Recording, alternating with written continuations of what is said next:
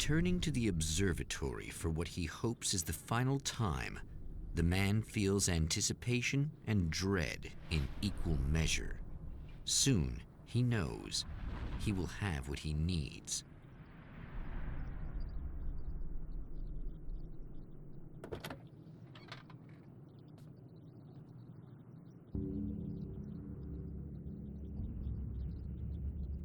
Hello, and welcome back to Alan Wake and the Mount Redtooth Observatory. I'm Frenzy the Killbot, and I have Sorry Not Mori with me.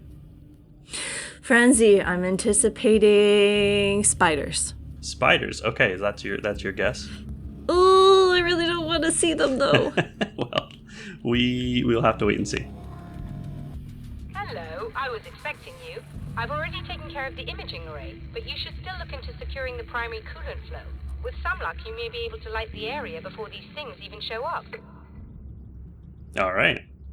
Brilliant. I was wondering how much would already be done. Yeah. So just like the first chapter, most of the sort of fetch quest stuff is already done. Excellent. We love that. Yeah, it's pretty sweet. But we do have to go flip the switch to put those lights back on. Ooh. Can I shoot him through the door? No. Ooh.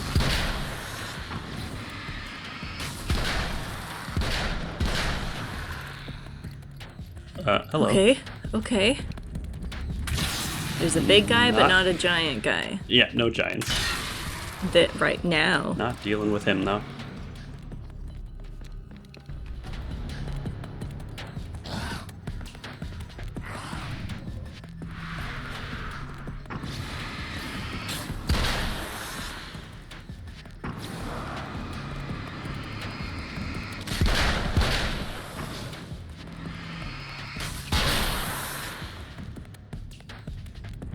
Crushed it. Yeah, nice. Before we go turn the lights on, though, the radio is always in this guard booth here. Ooh, yes. So yeah, let's listen. Actually, let me grab some ammo first, and then we'll listen to the radio. Thanks for tuning in for the second part of our interview with Serena Valdivia and award-winning photographer Alice Wake. Now, Alice, we were talking about your husband, Alan Wake. Is that a sore subject for you? Well, a little bit. Of course it is. The way I see it, we had our good times and our bad times, and on the whole, we had a lot of good times. He really made me happy. I don't mind being reminded of him. So you're over him? I don't know if I'll ever be that. Yeah, not the nicest I still interview think about him questions. every day. Literally. I still find myself hoping for... Well, sometimes I think I see him just standing somewhere, watching me. I think most people Mr. who lose Scratch. someone they love experience things like that. But on the whole, I'm doing all right. 2 years is a long time to adjust, and I'm not really the type to wallow in the negative. Well, I know there are a lot of stories about Alan. He seemed to have something of a wild streak. That's not really what our show is about, though. Look, all that stuff really gets blown out of proportion. He had his problems, but it's really frustrating for me because people like to talk. They love to tell these crazy stories, and they never really knew him at all. Well, the character he created, Alex Casey, is a household name. The books still continue to sell. There's been talk of a TV series, a movie, a video game. Must be nice to know that his work is still being appreciated by so many readers. Yes, of course, but I don't really deal with the business side. I leave that to Alan's agent. That would be Barry Wheeler. Actually, I just interviewed him. He's currently in the music business. Mm-hmm. And he's also Alan's best friend. Do you two keep in touch? Or? We talk regularly. Like I said, he handles the business side. I think we should talk about her film. Yes, of course, you're right. I'm Eddie Rodman, talking to Alice Wake and Serena Valdivia, and we'll be right back. Okay. Eddie, I'm disappointed in your interviewing. Yeah, I was gonna say, Eddie's seems like he's pretty good at the interview job, and then that one, they were some not nice questions. Yeah, maybe he's sexist. Yeah, it's very possible. Like, she just made a documentary. Yeah, you can ask some questions about her husband, but you Where should am I also ask going? about, like, the documentary. Yeah. We have to go... into the gate to do the thing? Yeah, I gotta turn on the lights. I was just like, huh, where am I going? Oh, hell yeah, let's turn on these I believe lights. we're ready to look into the sky. Wait, what about the coolant? So, I mean, that's what we did right there, is protect the coolant tanks. Oh. Okay. Now that the lights are back on, they can't screw with it. Oh, the car, the Jeep. We Yeah, always they forget about the Jeep. throw a car at us. Classic manuscript car. Okay.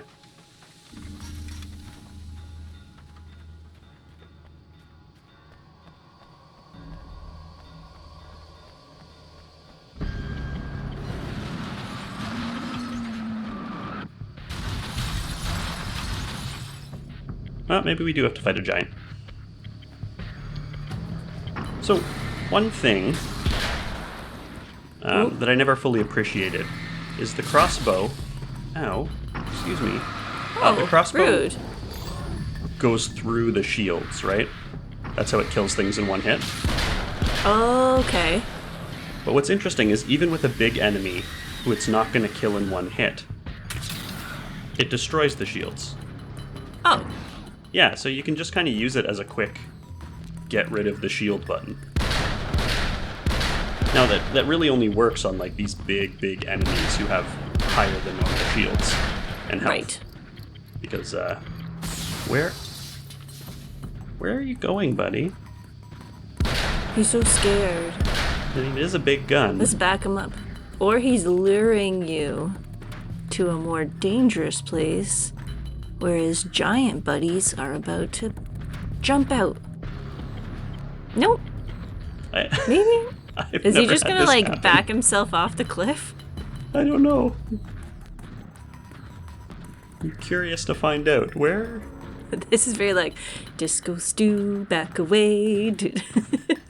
Buddy, where are you going? Where are you going? Is he gonna? Oh, bye. Bye. That was a weird fight. I'm almost like endeared to him now. Yeah, I felt So a little cute bad. backing away like that. I wonder if I could have just left him alone. He's trying to kill us. No, I mean, he's a giant with a big-ass cement saw, so maybe. This, I think, is a very important manuscript page. Okay, I'll pay attention. Everything is as real as everything else. Ooh. This act of creation is exhilarating and frightening. Subtext and symbols loom eager to take effect. Causality and consequence become domino chains that stretch into infinity. The more fundamental the change, the more unpredictable the variables become.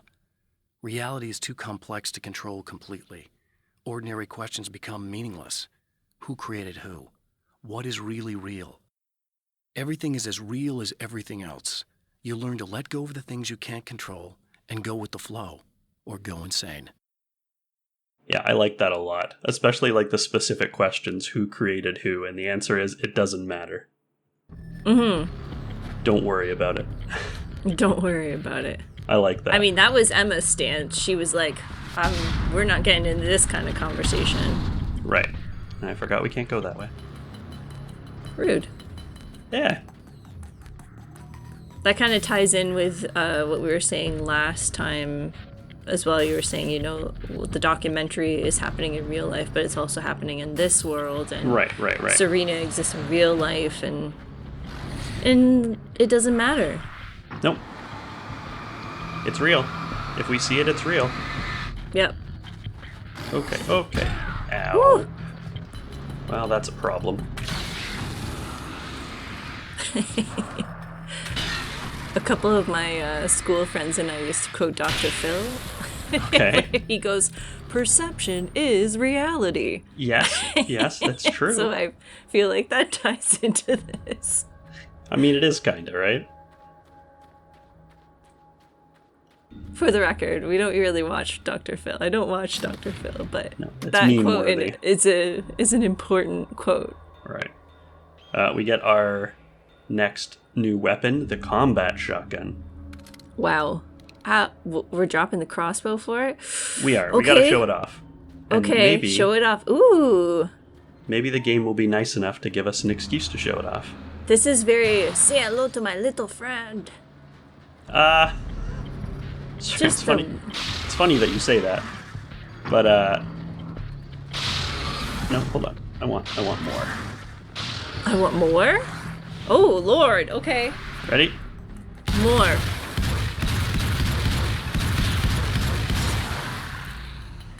Yeah, combat shotgun's pretty awesome. Yeah. That was cool. Yeah, it's a lot of fun. We'll deal with that in a minute. Okay. There's another manuscript page over here. Oh, we definitely want to read that first. Yeah. There's always time to fight cars that fly through the air. Yeah, it's not going anywhere. This one's called Dr. Meadows and Mr. Scratch. Oh, God. Did she do The him man too? before Dr. Meadows was handsome and slick. He moved with lazy confidence and didn't bother to pretend that he wasn't staring at her. She didn't mind, at first. Then the man flicked open the knife and shoved her out of the control room so she wouldn't hear the signal, whatever it was. Outside, she pulled her lab coat closed and thought about running. She didn't. She didn't think she'd get very far. Not from him. She never was entirely sure why he spared her. It's an interesting question at the end. That is an interesting question. And I have my own theory about it that I think is very simple but makes a lot of sense. Okay. It's because that's the way Alan wrote the story. Oh. Yeah, Yeah, okay. because I think Mr. Scratch is following the story whether he knows it or not. And for the story, the girls have to survive, Right. at least by the end of it. I mean, Emma kind of got a raw deal there, but she's fine But now. at the end, yeah, she's doing great. She's fixing that car and getting high. That's right. What more can you ask for? Let's try. It does sound like her doctor, oh my god, I don't know her name. Her Meadows? impression of Mr. Scratch has never changed from episode to This is what you episode, look unlike like. Emma's. Yeah, no, that's true. Does that bother you? I bet it does. I'm not just wearing your face, you know. It goes a lot deeper than that. There's a lot of you and me. All the best parts. At first, I was just an idea. But they kept telling all those stories about you. You already had that rep. And then you disappeared mysteriously. And then the stories about bad, crazy Alan Wake came true. And here I am. That's the best part, isn't it? When that happens, you can always count on Cauldron Lake.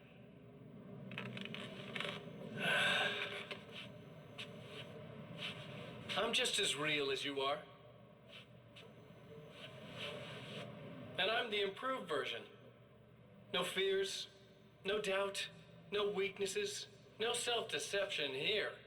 I don't let anything drag me down.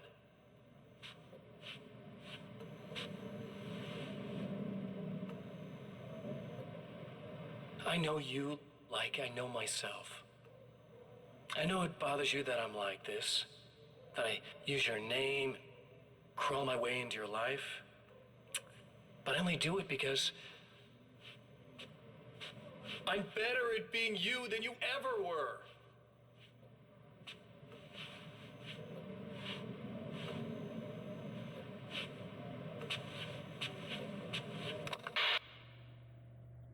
So that's, I think, the most explicit they make it, that Mr. Scratch is kind of based off of bad stories about Alan.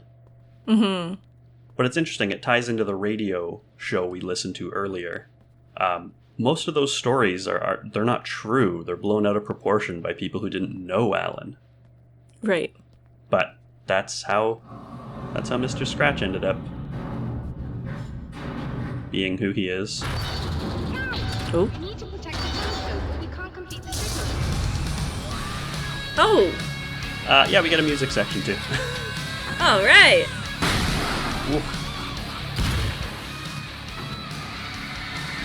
Some old gods while we blast monsters. No. Hell yeah. Oh, it's a waste of ammo. That one guy is stuck. Yeah, that's... You doing okay, buddy? Doesn't look like it. Or he's dancing. He might be dancing. I don't think he's dancing. He's air guitaring to the solo. Oh, I thought it was a dead body too. But yeah, I guess they explode Nope. when they die, so no.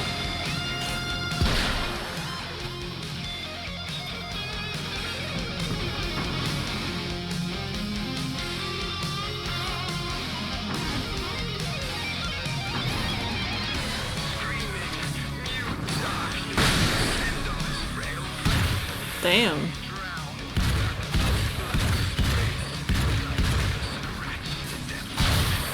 Hell yeah.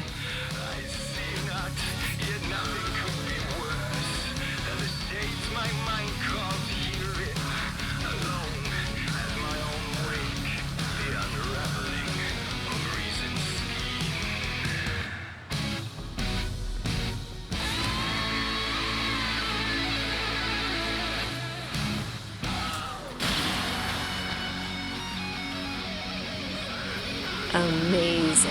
Yeah, I like that they threw that back in. That's so much fun. Ugh, that was incredible. There I have it. But I wish these things would stop blatantly violating the laws of physics in my observatory. That's just rude. Are you all right? I'll live. I'm glad. I'll send the lift down to you. I remember our previous encounters very clearly now. But technically, if this really is a loop in time, we've never met before. I don't know why our awareness persists, but it's bloody fascinating. It is kind of fascinating. I want to pick this up. There we go. She's such a nerd. Yeah, I would say so. She's like, if you're gonna kill me, at least abide by the laws of physics if you're gonna when you kill me. Right. Which I think is fair. Okay, I was gonna say this, but then we had an amazing musical shootout. But when I was watching the Mr. Scratch and the Alan Wake, like the two side by side with one wearing the plaid shirt and one wearing the suit, Yeah. it kind of reminded me of the Property Brothers. Okay. One's always wearing a suit and one's wearing like the contractor plaid shirt. Yeah, no, I like that a lot. Doctor? You know, I know physicists who would give 15 years of their lives for a chance to experience something like this. I'd imagine that being stalked by horrible axe murderers would curb their enthusiasm a little. Clearly you've never met hardcore physicists. I'm glad you're in such good spirits, but Signal! Yes, it's completed. finally. If all goes well, this should be the last time we go through the loop. You know, Amazing. I just realized that I don't have any memory of what happens after you leave. What does that mean? I don't think it means anything. If everything goes well, you just keep going. I don't show up here like this again, no more bad guys. Things go back to normal. Let's hope you're right. I'd love the opportunity to look into this in more detail. Looks like you've accepted the situation. I'm a pragmatist. If this is a delusion, at least my first psychotic episode is anything but boring. Really, Mr. Wake, at the end of the day, I'm a scientist. I love mysteries. I love not knowing. Whatever else this might be, it's absolutely fascinating. I wonder how far this reaches. Is everybody in the world experiencing this? Who knows? I think reality's probably pretty fragile right now. Doctor, I can see you're very enthusiastic about this. I'd appreciate a bit of discretion. Are you suggesting that we should suppress this? No, you can do what you like, but I want you to leave me out of it. But surely, with the things you know, the things you've experienced, you can replicate any of these results. We could... Let me be blunt. If you drag me into this, I'll deny everything. I'll lie like my life depended on it. And writers are damn good liars. Word of advice. This is things man was not meant to know territory. You get into this, chances are you'll open up a door into a world of hurt. Believe me, I know. I see. Shouldn't like that very much. No, and I'm kind of sad that's our last conversation with her. Because it's like they got along pretty well the whole time, and then they kind of have an argument at the end. Yeah. Don't really like that. I understand his need to shut her down, but also, like, we could have done that in a better way, Alan. Well, I don't think she can really do anything without him, is part of the problem. Because she's going to be like, oh, there was a time loop, but like, how do you prove it without Alan being involved? Yeah, or the reason behind the time loop or anything that happened, because it always surrounds him. Yeah. Yeah, so saying, like, you can do whatever you like, but leave me out of it is basically saying, no. You can't talk about this with anybody. Right. Yeah.